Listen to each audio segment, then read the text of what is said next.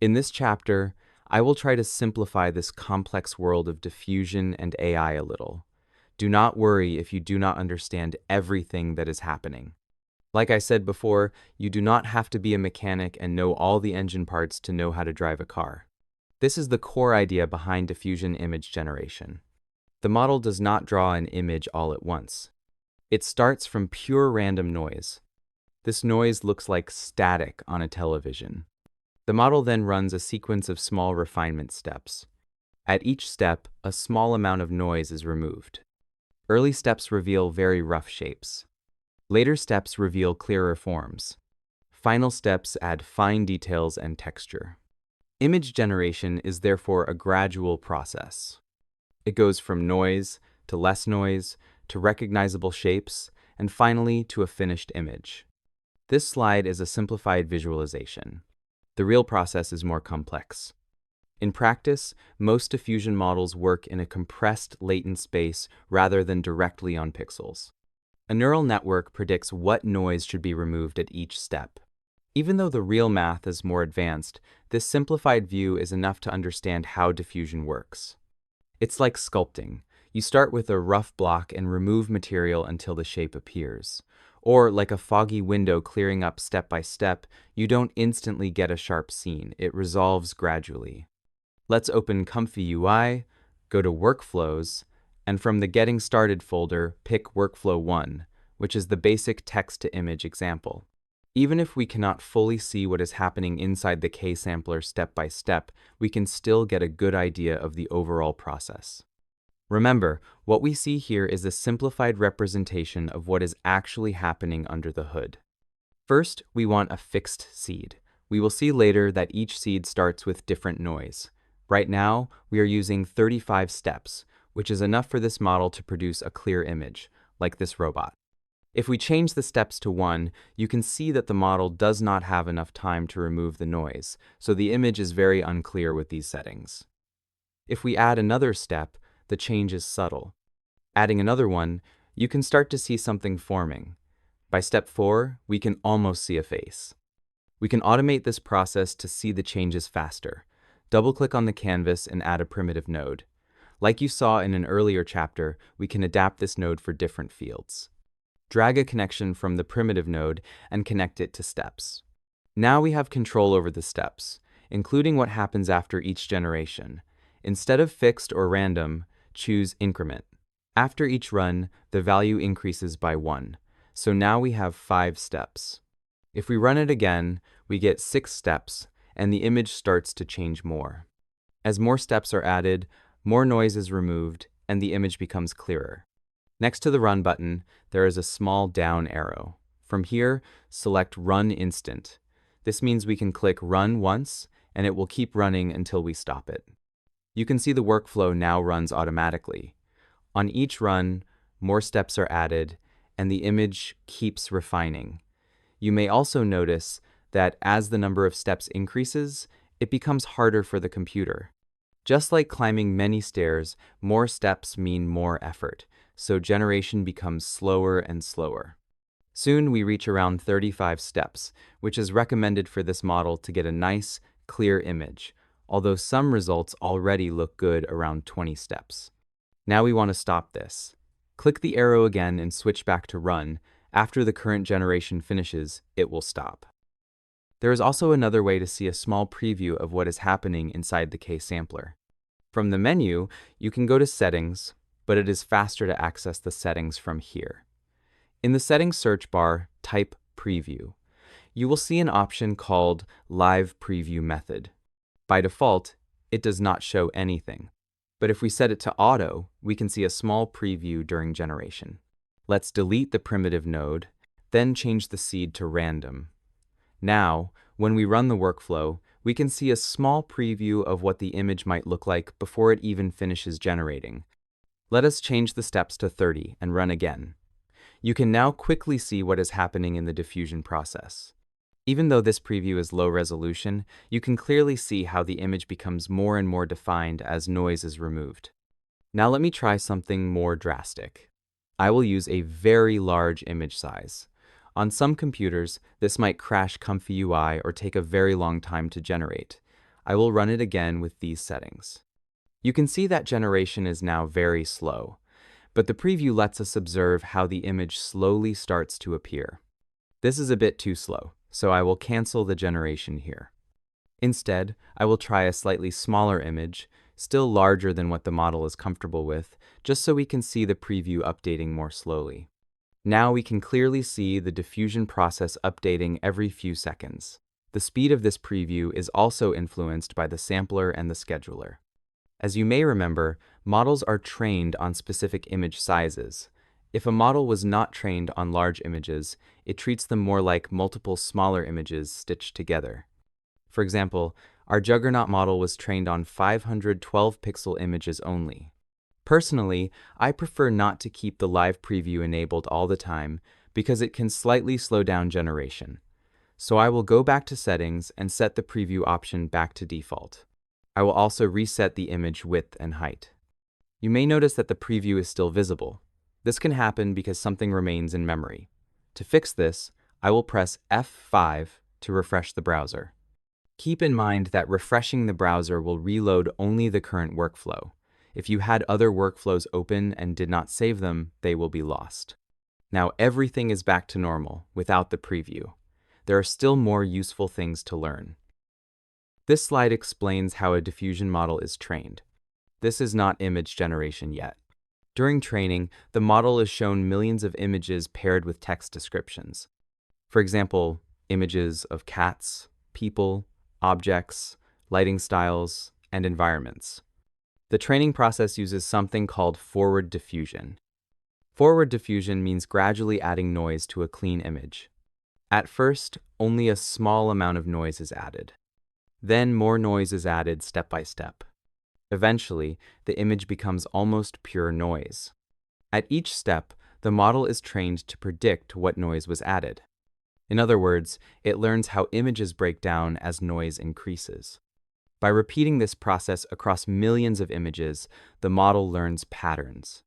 It learns what shapes look like. It learns what objects look like. It learns how lighting and structure behave. The goal of training is not to memorize images. The goal is to learn how to reverse this process later. Training a diffusion model requires massive datasets and powerful hardware. In Comfy UI, we are only using the result of that training.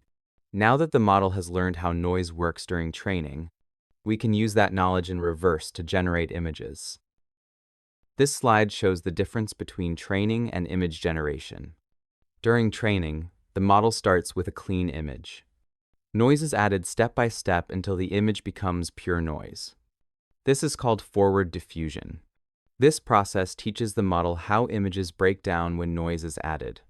During generation, the process is reversed. We start from pure random noise. The model removes noise step by step to create an image. It is important to understand this clearly. During generation, we do not add noise like in training. We only remove noise using what the model learned before. This slide explains an important concept that is often misunderstood. The model does not store images in memory. During training, the model never saves photos that it has seen. Instead, it learns patterns and relationships. It learns what shapes look like. It learns what objects look like. It learns how parts of an image relate to each other. For example, it learns that faces usually have eyes in a certain position. It learns that animals have specific structures. It learns how lighting, shadows, and perspective usually behave. All of this knowledge is stored as probabilities inside the model. Not as pictures, but as learned rules. You can think of it like learning a language. You do not memorize every sentence you read. You learn grammar and structure. The model works the same way. It learns visual grammar, not individual images. When the model generates an image, it is not copying anything it has seen before. It is using learned patterns to guide the noise removal process. That is why results can look familiar, but are still new images. This is why changing the prompt changes the result. The prompt activates different learned patterns inside the model. That is also why the same model can generate many different images, even though it was trained only once. So far, we talked about diffusion in a simplified way, as if it happens directly on images. In reality, most modern diffusion models do not work directly on pixel images. Instead, they work in something called latent space. Pixel space is the image as we normally see it. It is made of pixels, with width, height, and color values. Latent space is a compressed representation of that image. It keeps the important structure and information, but removes unnecessary detail. You can think of latent space as a simplified version of the image that is easier for the model to work with. To move between pixel space and latent space, the model uses a VAE. VAE stands for Variational Autoencoder. The VAE has two main jobs. First, it encodes a pixel image into latent space. Second, it decodes a latent image back into pixels. During image generation, diffusion happens in latent space. After the denoising process is finished, the VAE decodes the result back into a visible image. Working in latent space makes diffusion much faster. It also uses less memory and less computing power. This is why models like Stable Diffusion can run on consumer graphics cards. Without latent space, image generation would be much slower and more expensive. In Comfy UI, this is why we see nodes like VAE encode and VAE decode. When we generate images from text, the model works in latent space, and VAE decode converts the result into pixels we can see and save. This also explains why image resolution and VAE selection can affect results. Now we look at how text prompts influence image generation. The prompt does not act only once at the beginning. During diffusion, the prompt is used at every denoising step. At each step, the model checks whether the image is moving closer to what the text describes. You can think of the prompt as guidance. It gently nudges the image in the right direction while noise is being removed. This happens repeatedly, step by step, until the final image is formed. CFG stands for Classifier Free Guidance. CFG controls how strongly the prompt influences the denoising process. With a low CFG value, the model follows the prompt loosely and allows more randomness. With a high CFG value, the model follows the prompt more strictly and forces the image to match the text more closely. Here is a quick example. You can find CFG here in the K sampler. Too low CFG can produce images that ignore the prompt. Too high CFG can produce images that look unnatural or over-sharpened. CFG is like telling the model how strict it should be about your instructions. The prompt does not generate the image by itself. The prompt only guides the noise removal process. The image is still created by diffusion in latent space. As you can see, with CFG1, the cat is still a cat, but it is not red like we asked. With CFG7, the result is much closer to the prompt. That said, this also depends on the model we are using. Smarter or better trained models tend to follow the prompt more accurately. In fact, there are some models where we intentionally use a fixed CFG value of 1, which effectively ignores the negative prompt. However, pushing CFG too high can damage the image. It can introduce artifacts or make the result look unnatural. Because of that, we always try to find a balance. The goal is to use settings that give us the quality we want in the shortest amount of time, without hurting the final image. Now we talk about seeds. Seeds are very important for understanding consistency and variation. A seed defines the starting noise used to generate an image. You can think of it as the initial random pattern the model starts from. When diffusion begins, the model always starts from noise. The seed decides exactly what that noise looks like. If you use the same prompt, the same settings, and the same seed, you will get the same image every time. If you change the seed, you change the starting noise, and the final image will be different. The prompt guides the process, but the seed decides the starting point. Different starting noise leads to different results, even when everything else stays the same. You can think of the seed like rolling a dice before starting. If you roll the same number, you start from the same situation. If you roll a different number, the outcome changes. This is a simplified explanation. The seed controls a random number generator used internally by the model. You do not need to understand the math behind it. You only need to know that seeds control repeatability. Let us put it into practice. The seed is this number here. It can start from 0 and go up to a very large number, so each seed can produce a slightly different result. If you also change the prompt and settings, you can get millions of different results. We can control the seed behavior. If we set it to fixed, we generate once and the result will never change. To generate something new, we need to change other settings. If we choose increment, after each generation the seed number will increase by 1. If we choose decrement, after each generation the seed number will decrease by 1. So let us change it to fixed and set the seed to 10. When I generate, I get this robot. Now let us change the seed to 15. You can see that I get a different robot, this time in profile. If I change the seed back to 10, I get the previous robot again because we used the same prompt, the same settings, and the same seed. In prompts, the order of the words matters. With this prompt, I got this image because house was first. So the model focused on the house and mostly ignored the car. With newer models, this happens less often, but this is an older model, so the effect is more noticeable. Now look at what happens if I put car first, and then house. This time we clearly get both a car and a house. Words that appear earlier in the prompt usually have more influence than words that come later. You can think of the prompt as a list of priorities. The model pays more attention to the beginning and gradually less attention as it moves toward the end. On top of that, some words can carry more weight, either because of how the model was trained or because we explicitly give them extra emphasis. Because of this, two prompts with the same words, but in a different order, can produce noticeably different results. Think of the prompt like giving directions to someone. If you say, a red cat sitting on a chair in a room with soft lighting. The most important idea is red cat.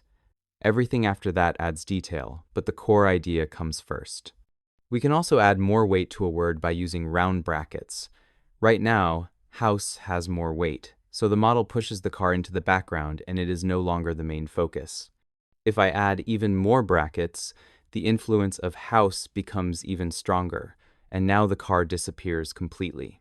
If I instead add more weight to the word blue, you will see more blue appear in the generation.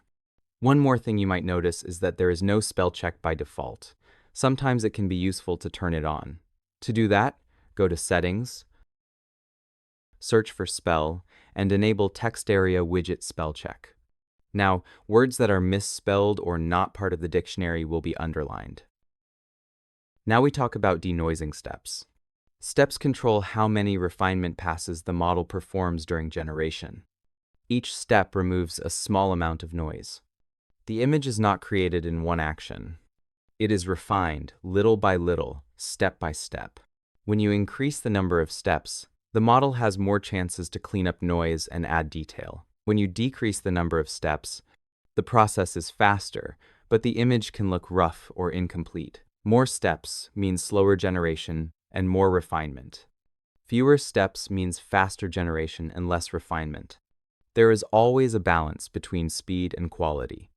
You can think of steps like polishing an object. More polishing gives a smoother result. Less polishing is faster but rougher. In Comfy UI, steps are set inside the K-sampler node. For most models, a good starting range is between 20 and 30 steps. Going much higher often gives diminishing returns. Going much lower is useful for fast previews. Steps work together with the seed and the prompt. The seed decides the starting noise. The prompt guides the direction. Steps decide how far the refinement goes. Now we are ready to look at a real workflow in Comfy UI. This is called text-to-image, often shortened to text-to-img. Text-to-image means we start from pure noise and generate an image only from text instructions. There is no input image involved. This is usually the first workflow people learn, and it is the best way to explore ideas and styles from scratch. We start by loading a model. This model contains everything the AI learned during training. Next, we give the model instructions using a text prompt. This describes what we want to see in the image. We also define the image size using an empty latent image. This decides the resolution before the image is generated. Then, the K-sampler runs the diffusion process. This is where noise is removed step by step, guided by the prompt. After that, the VAE decodes the latent result into a visible image. Finally, the image is saved to disk. Use text-to-image when you want to explore new ideas, you want to test prompts and styles, or you are starting from nothing. This workflow is ideal for concept art and experimentation. But we can also start from an image, not just from pure noise. In that case, instead of beginning with random noise, we use an existing image as the starting point and apply denoise on top of it. You can think of denoise as how much freedom the model has to change the image. With low denoise, the model stays very close to the original image. With higher denoise, it moves further away and behaves more like text-to-image.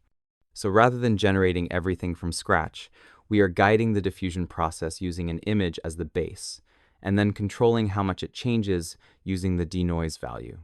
Image to image is like starting with a rough sketch and deciding how much you want to redraw it. You can see that in the text-to-image workflow, we have empty latent image. That node generates the noise. In this workflow, we have an image that is encoded to latent so it can go to the K-sampler. Let me show you how I did it. I removed the empty latent image node, then I double-clicked on the canvas and added a load image node. From here, we can load an image, and I will choose this robot.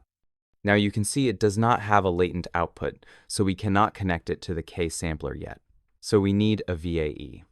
If we look, we have decode and encode. We already have VAE decode when it converts from latent to pixels. Now we want to encode it. An easy way to find the right node is to drag a link and release it, and you will see a suggestion for VAE encode. Now we have a latent output, which means we can connect it to the K-sampler, which is what we want. If we try to run it like this, something is missing. It says, missing VAE. You can see a big red outline around the node with the problem, and a small circle around the input, which means we need a connection there. So let us connect it to the VAE. In this case, the VAE is included in the main model, so we connect it from there. Now we encoded it, and then we decode it. Let us run again, and now it works. But the result is still different from my input. We have the right prompt, but something is influencing it. Remember this. Every time you use an image as input, we need to adjust the denoise, because that controls how much the image changes. With the default value of 1, it is at the maximum, so it changes the image too much. Let us change it to 0.2 and see how that affects it. Now you can see it is very similar to the original. It is hard to tell what parts changed. Let us increase it to 0.5. Now we can see more changes in the robot face. There is an easy way to compare these images. Double-click on the canvas and search for Image Comparer. This is part of the RG3 node pack. You can see it has two inputs, Image A and Image B. I want to compare the original image, so I will connect the load image output to Image A. For the second image, remember the Save Image node is only for saving to disk.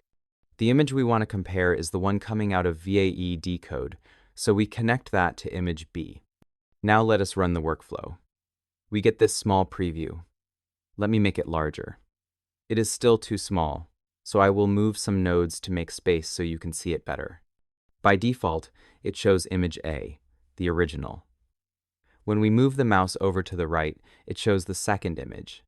Now it is much easier to compare before and after. If I change denoise to 0.1, we get a very similar result, because the amount of denoise is small. If I change it to 0.9, we get a big variation. All of this is also influenced by the sampler, the scheduler, and the model itself. But in general, this is how it works. I prefer to start with values around 0.7. If that is too much, I reduce to 0.5 and keep adjusting until I like the result. Another thing you should know is that the input image size influences the result size. Since we do not have an empty latent image node where we set width and height, the loaded image decides the size. Comfy UI will also round the size to a multiple of 8. For example, if your image is 511 pixels, it can be rounded down to the next number that is a multiple of 8, like 504. You can also control the input size by resizing or cropping it, like you saw in the earlier chapters. For example, I can add an upscale image node here, then redo the connections so the image passes through it. I can upscale to a bigger size with the same ratio. Now when I run it, the final image should be larger, because it follows the input image size. Now we are going to talk about samplers and schedulers, which you can find here in the K-sampler. This is one of the most confusing parts at first, but the idea is actually simple.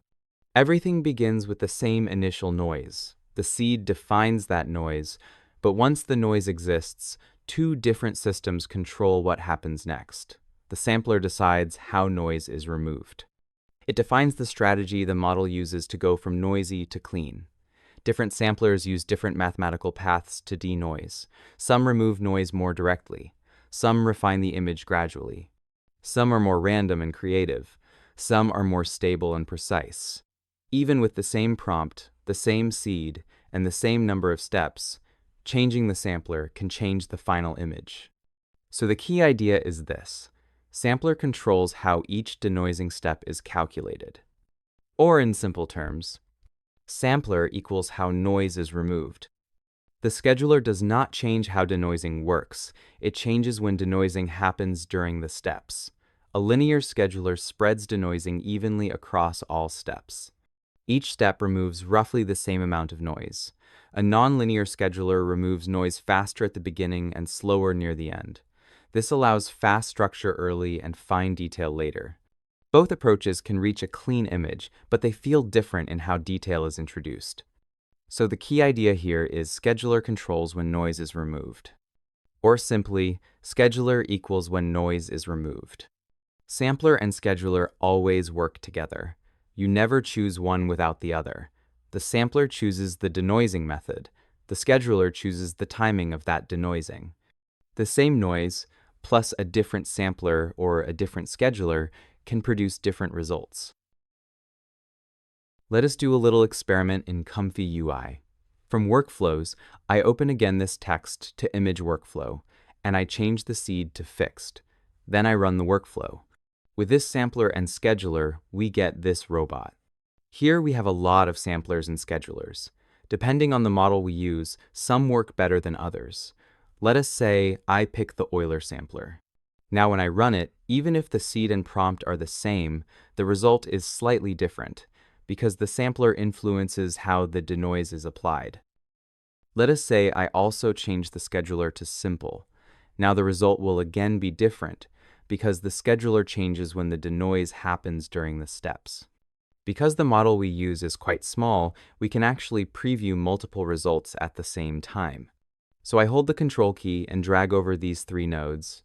Then I use Control plus C to copy them, and Control plus Shift plus V to paste them with the links connected. Now this workflow will generate two images and has two K-sampler nodes. Let me use Control plus Shift plus V again to get a third one. Now this workflow uses the same seed and prompt with three different K-sampler nodes, and I want to change the samplers and schedulers for each one. You can play with these all day and try many combinations. I will choose something random for this example.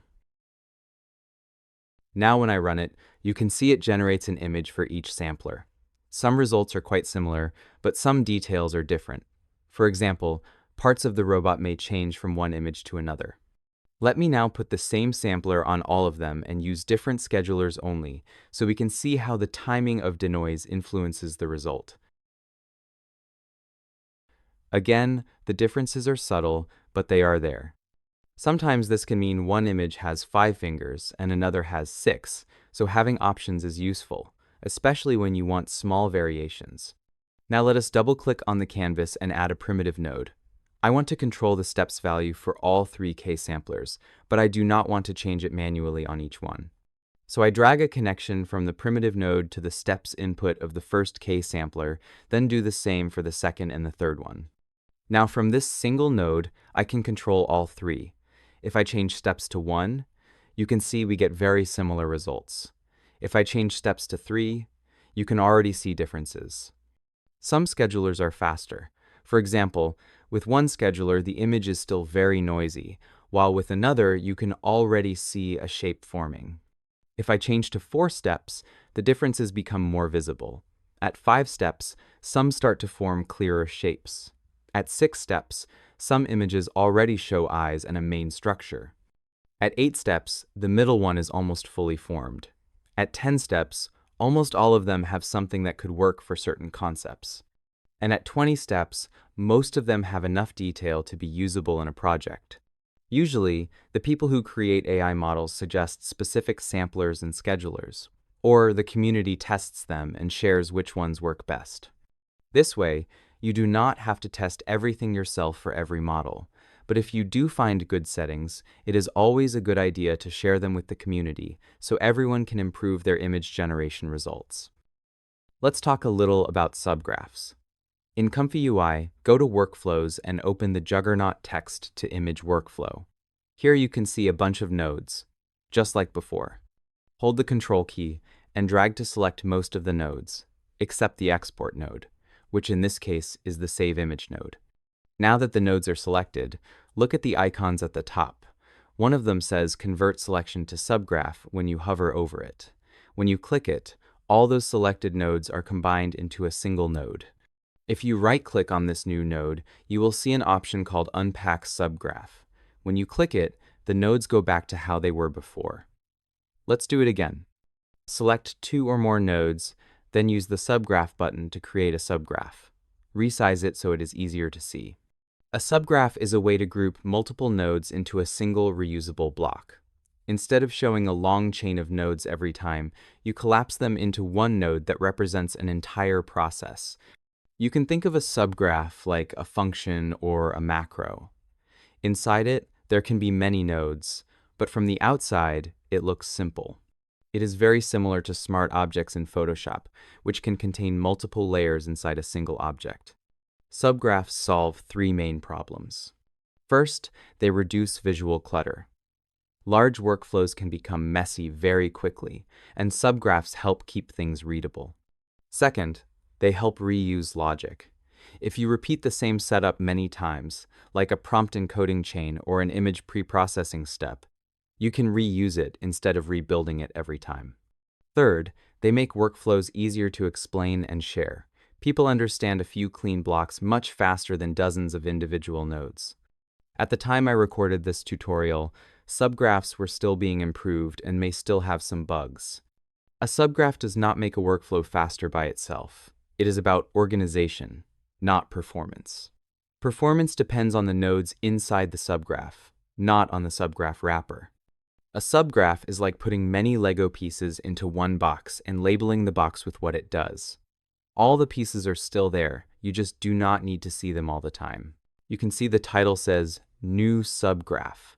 Let's double-click on that and rename it to something that makes sense, like Text to Image, and maybe also include the model name. So Juggernaut Text to Image. Now it looks like a simple workflow with only 2 nodes. I do not like the order in which things appear in the node, so let's right-click on the node and select Edit Subgraph Widgets. Here you can choose what parameters to show in that node and what to hide. Let me hide all of them so we have a clean subgraph that does not show any parameters. You can enable them one by one later if you want only the ones you need, but we will build those manually so you understand them better. Let's close this panel. Now let's go inside the subgraph. You can see that all the nodes are there, plus some input and output. On top, you can see a new tab next to the workflow name. If I click on the main workflow name, that is how we exit the subgraph. From there, we can go back inside, and from inside, we can go back outside. You can see the output where the image is saved. If we go inside the subgraph, that image output appears here as a link. From this dot, we can drag a connection to where it says checkpoint name. Now that field becomes gray, just like when we added a primitive node before. If we go back outside, you can see that the checkpoint name appears here. Let's go back inside again, double-click on that name, and rename it to model to see what happens. Now when we go back to the main workflow, You can see it says model instead of checkpoint name. So this is very customizable. Let's go back inside and drag another connection, this time to the positive prompt, and rename it so we know what it is. Do the same for the negative prompt. Now when we go back outside, we have positive and negative prompt visible. Go back inside again and drag connections to width and height, and maybe do the same for all the parameters from the K-sampler. Now we can see all those parameters exposed here, and when we go back outside, we have this single node that acts like a mini interface that can control everything we need. You might say that it looks nice, but does it actually work? Let's try it. And the answer is yes, it works. If you right-click on it, you can see it still has other options, like node color, bypass, and so on. With that subgraph selected, right-click on the canvas this time, and you will see an option called Save Selected as Template. It asks for a name. I will name it Juggernaut Text to Image, then press Enter or Confirm. It looks like nothing happened, but where was that template saved? Let's open a new workflow. Now right-click on the canvas and go to Node Templates. You can see that name there now, and you also have the option to manage templates and remove them. When I select that template, it is added to the canvas with all the nodes, connections, and settings it has inside. Now we can just drag a link from the image output and add a Save Image node, or connect it to other nodes to create more complex workflows. Over time, this simplifies workflows because we can organize them into pieces and group them by category or function. Let's go back to the first workflow, just to show you that any node or combination of nodes can be saved as templates. There are cases where some connections can break when some nodes are inside a subgraph and others are outside, so keep that in mind. For example, I use this Pixaroma Note node a lot. I want to save it as a template so I can access it easily next time. This might not be useful for everyone, but as a workflow and tutorial creator, I use this a lot. I will save it as a template and give it a name. Now I can go to any other workflow and quickly access that template from anywhere. You can also have subgraphs inside other subgraphs, like boxes inside boxes. You can disconnect or remove links at any time. I could select two nodes here and combine them into another subgraph, or go outside and combine all these nodes, even if some are simple nodes and one is already a subgraph, and it will still let me create a new subgraph. If we go inside, all those nodes are there. If we go back outside, we can unpack it using the icon, or right-click and choose Unpack Subgraph. These things will make more sense as you work with them in practice, so play with them and have fun. When you see that icon on a node, you know it is a subgraph. It also has the icon that lets you go inside the subgraph, which is another indicator that it is not a simple node. Remember that you can also use the interface to edit subgraph widgets. One thing I forgot to show is that you can use those dots to rearrange the order of the parameters shown in the subgraph node. This way, you do not need to go inside it most of the time. You can control things directly from the outside.